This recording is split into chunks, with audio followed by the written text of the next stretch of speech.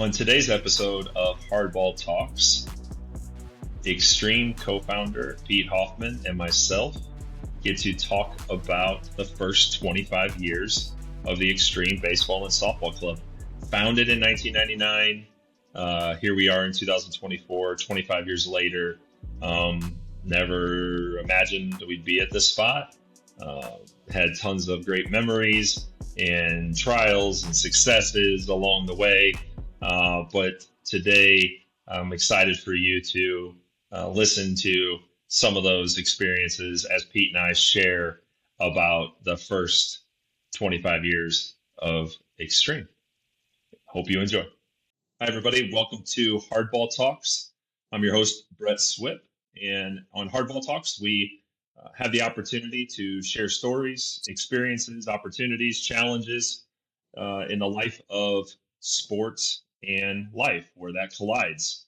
And today I have somebody that I have done a lot of sports with and a lot of life with, and that's one of my best friends, Pete Hoffman. Pete, welcome. Hi, Brett. Thanks for having me. Yep.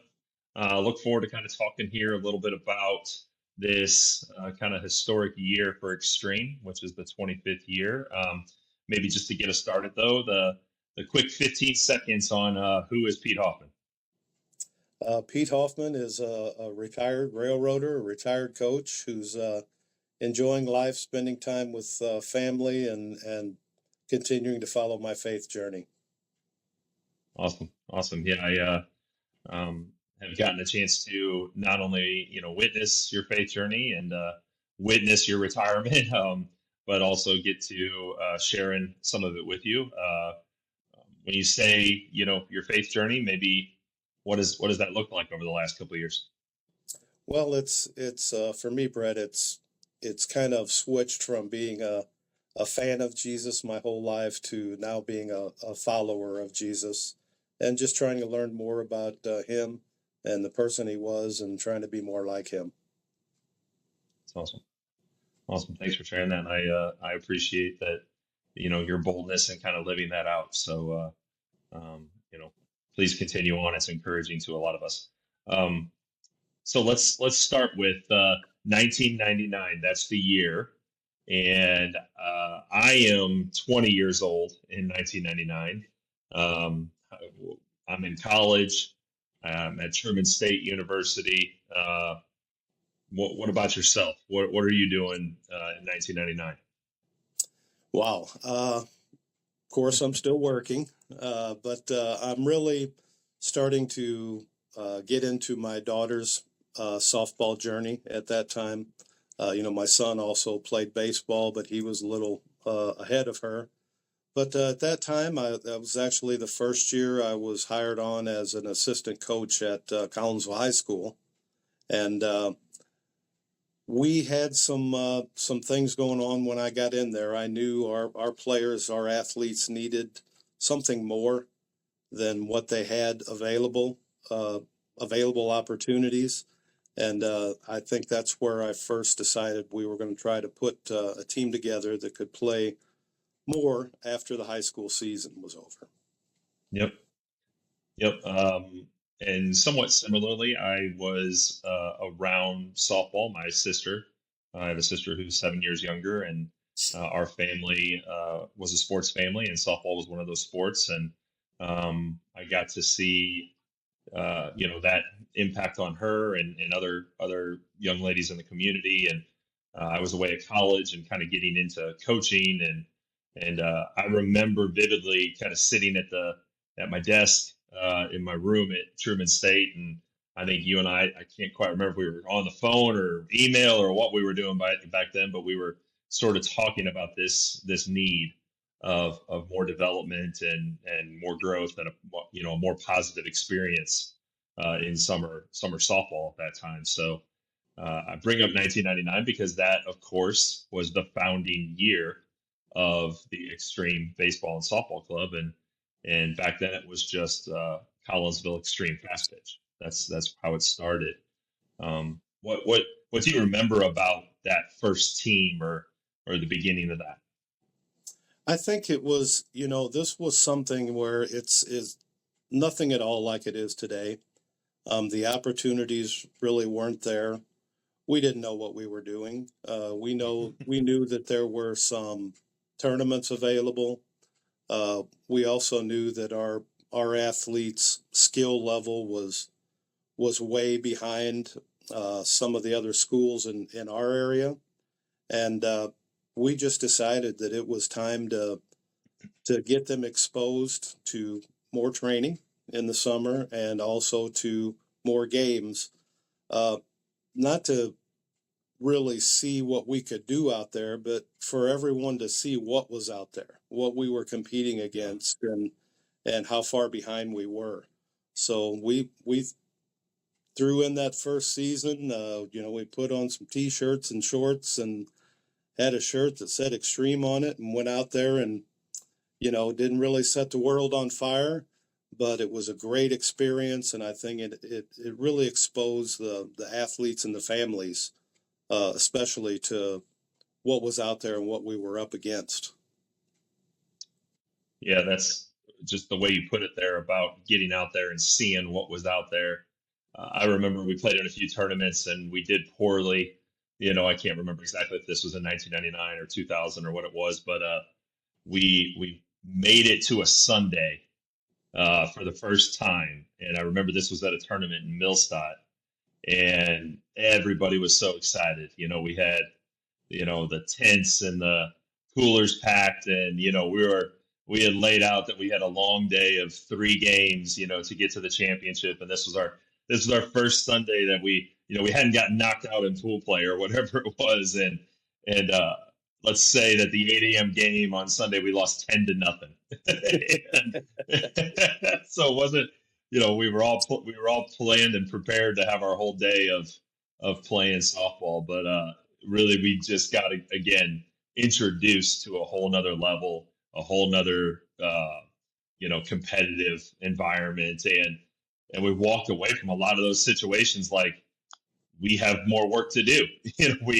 We are not as far along or as good or whatever that word is as we need to, and ultimately that led to some brainstorming around a training facility. And I think it was around 2004, 2005, we started to kick around the idea of indoor batting cages and being able to get together in the winter and pitch and throw. Um, what do you remember about that concept of the extreme building coming to life? Well, I think it became more urgent to have a place to call home after that first couple of years, because then we decided that not only did our current players need to be more athletic, more skilled, but our future players did too. So at that point, we had, I think at that point, I was at an 18U level with my daughter. You were at a 16U level with Krista, and we added on a 14U and a 12U, and I think it was around 2003 or four that we really became a club, where we Yeah. had, multiple teams, and we needed some place. And again, we didn't know what we were doing. I did some research on just getting a pole building put up, and had to jump through some hoops with the city and that. But we just wanted a place where we could have heat, and in the winter we could work on skills and athletic ability. And it was neat. It was neat watching it come together. Again, you and me down there trying to figure out, oh, hey, we forgot we need HVAC, and what about the plumbing, and what about all the electrical work and the lighting, and we just winged it, and with the help and support of a lot of people, we got this building built. It was just the pride of our club and our families, and it was something that we were all really overjoyed to use. Yeah. Yeah, that building still stands, of course, in the Collinsville Sports Complex. And when you walk in there and you look to the right, you mentioned all the people. It's fun to look at this plaque that sits there, and on that plaque, it's got 25, 30 names of people that just volunteered their times after work, volunteered supplies, volunteered expertise. whatever it may be. And that's something that I'll always treasure about that project. Yeah, me too. And I think in talking about it, we would be remiss if we didn't mention Phil Davis. Phil was the one who was a contractor who had knowledge in all things we needed. So if he didn't know how to do it, he knew somebody that did. And Yep. Phil really took that project by the horns and made it become a reality. I have to, of course, Phil is a lost friend of ours and the organization. And I have to tease him here for a minute though, because he must not have been that bright in that he let you and I put in indoor pitching dirt tunnels Yeah, inside of the concrete that we poured. And I remember all that we couldn't keep them, we couldn't keep them usable. We couldn't keep them, damp enough to be able to pitch on them, and dust was everywhere. And it was maybe only a year or two that stupid idea that you and I had got closed up. So we thought that was so cutting edge too. We're going to have actual dirt that they can pitch in, and like you said, besides it being hard as a rock all the time, the building was filthy because of it, yeah, just the dust it created. So yeah, live and learn. I think another major memory for me during the last 25 years was the Tom Madison Classic. And that tournament, it actually wasn't called the Tom Madison Classic at first. It was just the Collinsville Extreme Classic. And when our treasurer and one of our founding fathers, Tom Madison, passed away, the tournament got named in his honor. But maybe let's start with the funny parts. What's the funniest thing that you remember about hosting that tournament for so many years? Well, I think the way Tom took charge of that tournament, and his little golf cart and his little hat and just being so OCD over it, we really didn't have to worry about anything. But I can remember being up in the press box with Tom once, and we're just trying to get the tournament in so we get the number of games so we don't have to have rainouts and refunds and all that. And he turned on the radar, and there was one little dot of rain in the entire Metro East area, and it just happened to be right over the complex, and it poured. I mean, for like 15 minutes straight, and just poor Tom was just beside himself. He couldn't believe that one little spot of rain, the only rain within 100 miles, hit us in the tournament. And then, having the families involved and doing all the volunteer work on field upkeep and stuff. I remember a time when we had just got field 5 irrigated and it was just in pristine condition. And I look over and they're pulling a fire truck onto the field, causing ruts all over the place. And I'm like, why are you going to spray down the field? We've got irrigation. We can water. That was neither here nor there because those guys were so great in watering all the other fields. But there was just a lot of things that, a lot of times where what could go wrong did, but we always seemed to have fun and the families enjoyed it. And I think the teams that came in really enjoyed it. Yeah, I definitely think that was the era where I became a meteorologist, looking out the press box, and rain would be coming or a storm would be coming from the west, and I would be like, nope, it's good. It splits at the bluff. We're gonna be good. And to this to this day, I still look to the west and see that the storm's coming in right over the ballpark. And whenever it goes down south to Columbia or up north to Edwardsville, I'm always like, see, all those years of the tournaments, we became meteorologists. It was that tournament definitely became like a destination for teams. They same teams year after year, out of town teams coming into the Southern Illinois area kind of for the first time.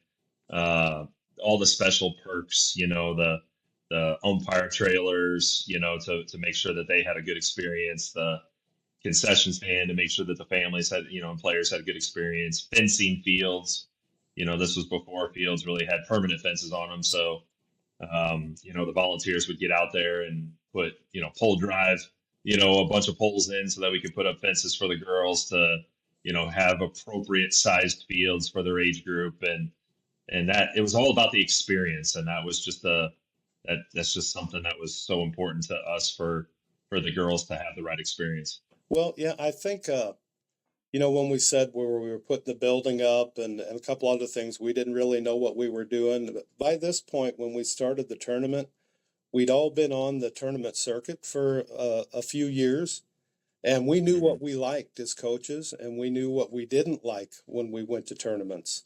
And so we actually did kind of know what we were doing there. We wanted to, we figured if we could make this experience something that we like, that that other teams would like it too, and it worked. Everybody always complimented the way we ran that tournament, and it was, like you said, a destination tournament for a lot of teams just because the way it was run. Yeah, it's still neat to go to the Extreme building, and if you look at the tree and there's a little monument there for Tom Madisick. So, people that didn't get a chance to know him like we did, or didn't get a chance to see the tournament in action, you can still relive Tom's memory that way. Let's fast forward a few years, and I think it was towards 2009, 10, 11, somewhere in there. Extreme Elite came about. That was sort of the first time that we started to use that name and brand, and about that time also is when baseball started getting introduced to the club. Um, what do you remember about Extreme Elite and how that came about during these first 25 years? Well, I think the Extreme Elite was a byproduct of our success as a club because we were attracting more and better players from around the area. So, in our plan to always have continuous improvement, we wanted to offer something that was a step above what was going on, not only in our club, but in most clubs. Staying here and playing just tournaments in the metro area or are not too far away. We weren't still seeing the best of the best, and we were starting to attract the best. So I think it was just a normal line of continuous improvement to form the Extreme Elite and broaden our footprint. Uh, Maybe not across the country at that point, but at least throughout the Midwest, and focus our training a little more on athletically, because that's what we were finding out when we were branching out, was that we were Yeah. facing bigger, stronger, and faster athletes. We might have been as skilled, but they were just bigger and stronger and Yeah. faster. And bringing the elite in, I think, allowed us to let families know, okay, this isn't just extreme. This is Extreme Elite. There's going to be more asked of you. Um, it's going to cost more because we're going to travel out further and we're going to play in more high-profile tournaments. But it did take us up to another level, and I think it was a great move. Yeah. It was, I remember it being, it was very much kind of driven by the families. I remember the athletes, making statements to you or I, and that, I want to play in college. I want to go to a bigger school. I want to go to whatever that was. It was, we saw the passion of the athletes growing.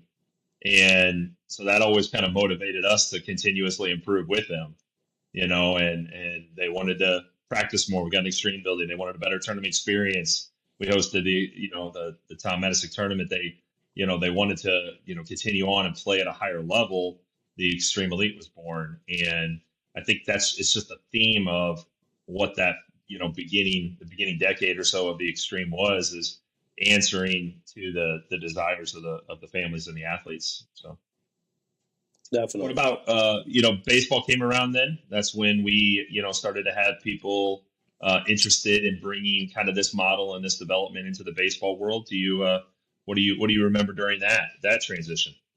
Well, I remember a couple things. We were always, I don't know if this is the right way to say it, but a little bit at odds with the CBSL, who was the rec program that we shared the complex with.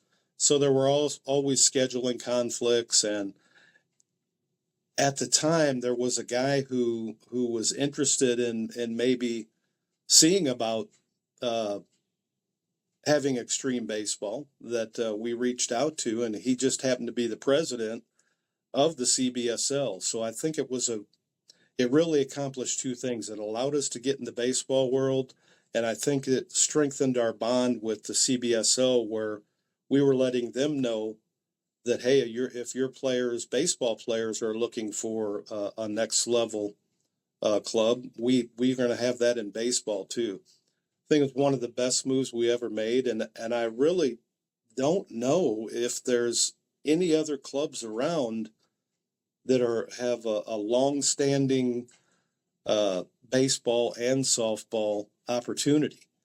We were the first to do it that I know of, and we're the first to keep a strong uh, opportunity in both sports. So I think branching out to baseball was a great move for our club, and it just brought a lot more passionate people in as well. Yep.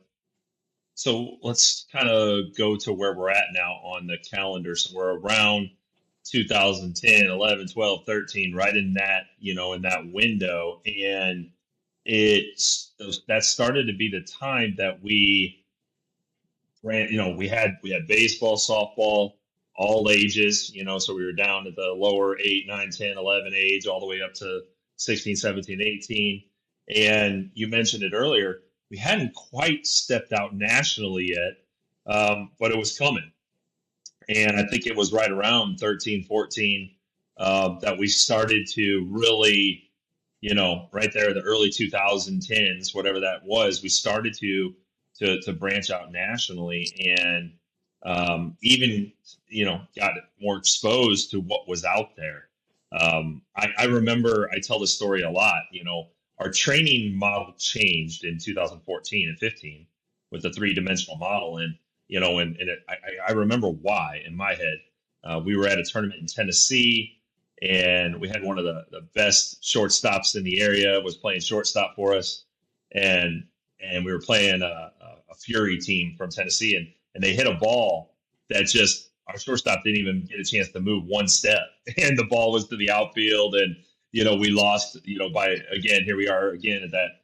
I was talking about at the beginning, we lost 10-0 or 15-0 or whatever it was, and it was like, holy cow, our training, our athleticism, our size, our IQ, we are behind nationally. And how can we close that gap? What do you remember about that? That transition from we had baseball, softball now, we had extreme elite, but we introduced that three-dimensional model because of some gaps that we started to see.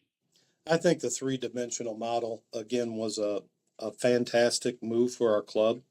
Not only did it let the players know what coaches were trying to do, because the three-dimensional model was great to introduce to everyone, but as we learned more about it, you and I specifically learned that this was something that we were kind of already doing or trying to do, but to have a label to put on it and introduce it to our athletes and families, I think it showed that we were ready to go up another level, and this is the way to do it.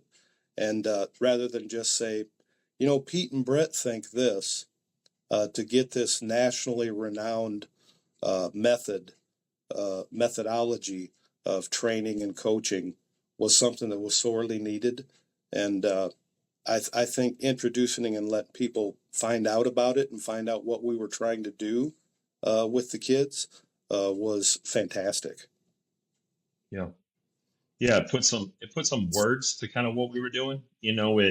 We were spending time on team chemistry and team bonding, and that that showed up in the three-dimensional model where you're focusing on not just the player but the person.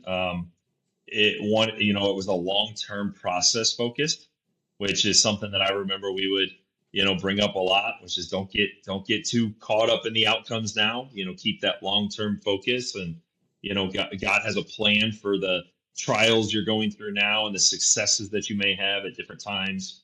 And then also, it brought a network of people, and that's where network training came from. A network of people that kind of brainstormed what are better ways that we can train, what are better ways that we can support athletes, and that holistic kind of combination really, again, was a turning point for who we are because it put words to some of the actions that were so important to us. Absolutely. And you mentioned the network training. I think one of the biggest milestones for our club was the addition of network training.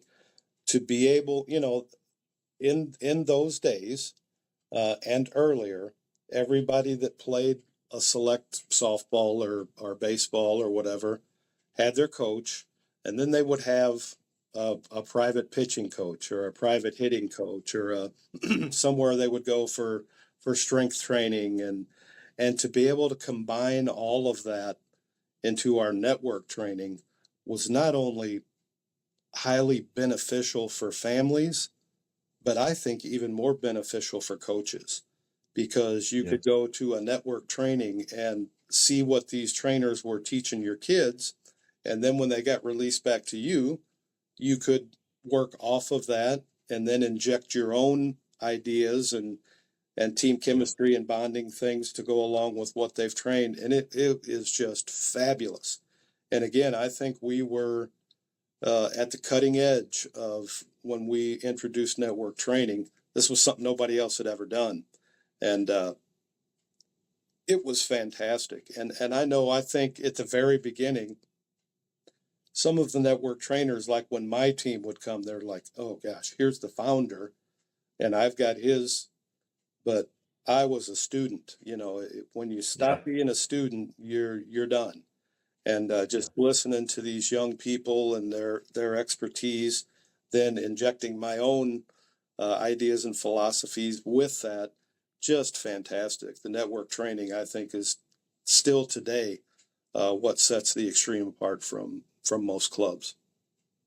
Yeah, and it was uncomfortable. I think what you just talked about there, it required a growth mindset on everybody. You had to be, willing to be a student of the game. You had to be willing to, I remember early on, coaches. If I was training a team, a coach would come up to me and say, what are you going to teach about this? This is what I do. This is what I say, and it very much was, and that's very typical of what coaching was, which is like, I have the secret sauce. I use the secret words.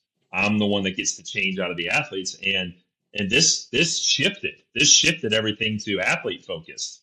And just like you said, I mean, I very much enjoy when my son's teams are getting trained and I can be the coach where I can listen to the trainer, listen to the words they say, see how they get changes out of the athletes or don't get changes out of the athletes, and that's what coaching is. It's a growth minded, field that we want our athletes to be coachable. That's the word we use. But this really stressed out coaches, it stressed out families, it stressed out players and trainers. It was a very uncomfortable environment. But what it did was it brought us all together and it made us athlete focused. It put the athlete in the middle, it put the network around them, it put the coaches interlocked with the network, and it really just focused on what does the athlete need, independent of my ego, independent of my, what I think is best or the words I use or the pictures or videos that I show. It got away from that, and it became truly just something that I still get so passionate about because it's, in the world of sports, staying athlete focused is more and more difficult to do, but it's really that's what it's about, and that's why we all got involved in it. Yeah, it was just fantastic. I think my kids at that time, I had a younger group, and they were almost a little bit starstruck, when we first went to network training, and they're learning how to field from Alexa Potts, and they're learning how to hit from Tim Fox, and now you've got Jess involved with the pitchers. It's a fantastic experience, and the ones that should benefit as much as the players is the team coaches, to go in there and watch and listen to these people who are staying on the cutting edge of training and and learning, and just to really eat it up and get everything you can out of it, and then add your own philosophies and that to it. But then to have those Hmm. network trainers too as somebody you can go back to later and say, hey, we're having trouble with this or we're doing this. Just fantastic. I just love the whole idea of network training, and I think it was one of the biggest improvements our club ever made going that direction. All right. Well, we're getting closer and closer to 25 years here now. I think on the timeline, we're probably around year 20. Um, there's what came next was the annex. We had the extreme building. We were using some other facilities on the side, and 2017, 18, 19, right in that window, the annex came about. And so maybe just kind of quickly here, what sticks out to you when you think of the growth into the annex? Well, it was something we definitely needed. We all loved our little extreme building, and it was our home, but we'd outgrown it. I've got to say, to be honest, you had a much better vision for this space than I did. When I first walked in there, I'm like, what in the world? This is a warehouse, and it's concrete floors, and it's old, and it's ugly, and it's dirty, but the same thing happened that happened with the extreme building. Again, our families, some community help, some smart business minds, all got together and made it a reality. Um, when we first got it up and running and got the turf down and got some nets up in there, I thought, this is just unbelievable. If anybody is watching this that hasn't been to the annex lately, go down there.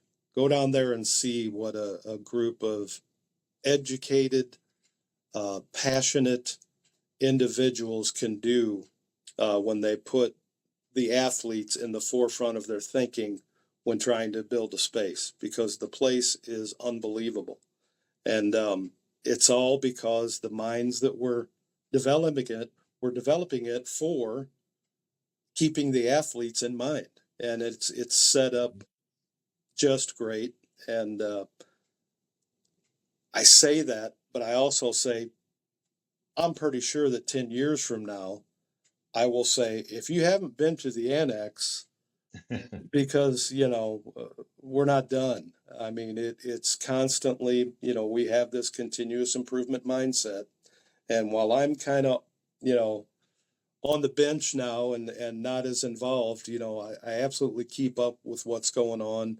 And to me, the future looks just as bright as it did 10 years ago when we were looking 10 years ahead. I think there's still a lot of room for growth and ideas, and it's just fun to watch.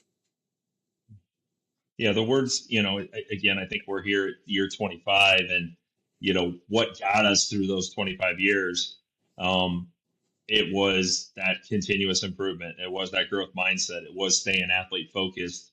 It was caring about the player more than caring about the person more than the player. It was coach development, player development.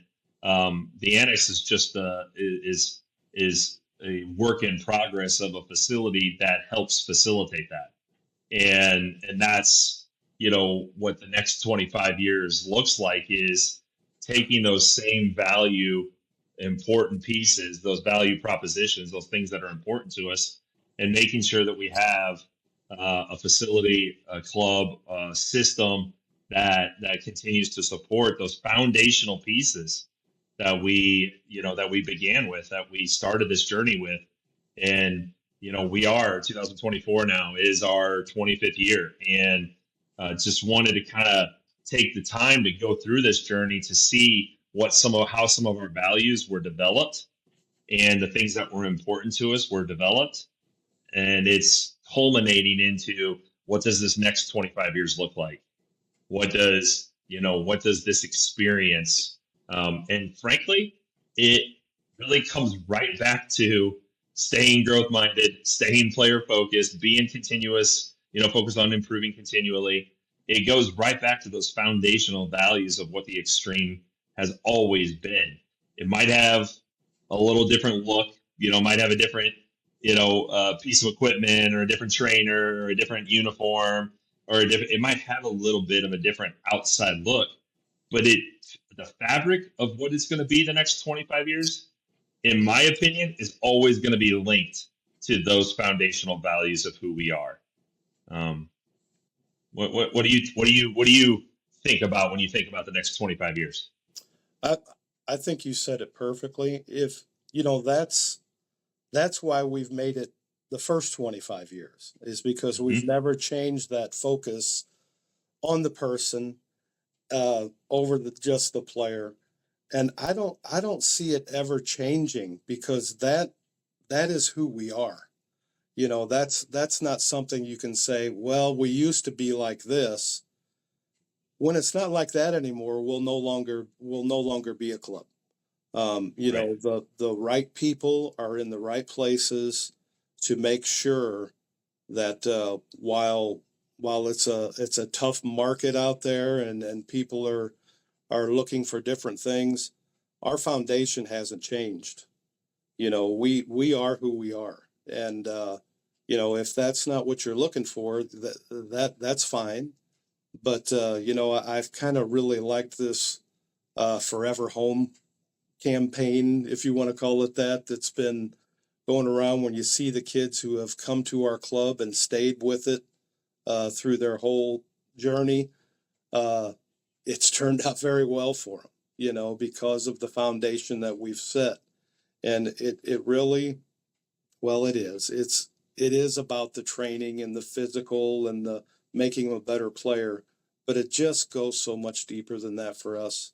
And it really, at the end of the day, how many seasons could we go back and talk about what our one loss record was?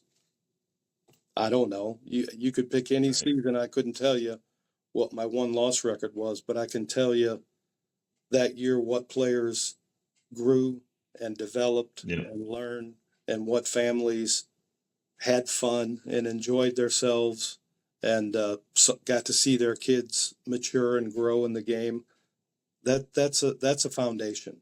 And that's where we stand. It's a rock solid foundation, and no matter what happens in the next 25 years, that's one thing that won't change, which I think is Yep. great. Amen. Amen. Well, Pete, I think we got us through the first 25 years, and I can't thank you enough for digging into your memories, bringing some of those stories, bringing some stories back in my mind. I'll cherish those forever, and ultimately, that's why I consider you such a great friend and such a blessing in our life, my family's life, because we got to live those together, and I look forward to continuing to live the experiences with you, and new generations, new leaders, new people, new facilities, all that stuff can continue to grow and change, but the foundation of what these first 25 years were is going to be the engine that kind of keeps it moving. So I appreciate so much you taking the time to kind of share your feelings and experiences and memories on that.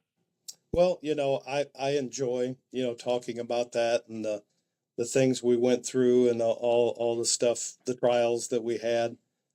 And, Mhm. I think it's important that people know about that, but I'm also more excited about the future than I am the past. While it was great, and it got us to this point, just imagine, the growth we've had in 25 years with what we've got going now, and the people we've got, who are passionate about it, where it's going to continue to grow. And that's the most exciting thing for me. Um, yeah, I'm an older guy, and I love those memories, but to me, the best is yet to come. All right. Well, thank you everybody for listening in. And this is Hardball Talks, which is the collision of sports and life and all of those stories and memories about it. as Pete is sharing with us his big deal Christmas present. I remember you getting at a coach's Christmas party one year. So thanks for sharing that. But please share this message with others and subscribe. And we look forward to talking to you more at the next Hardball Talks. Thanks for listening.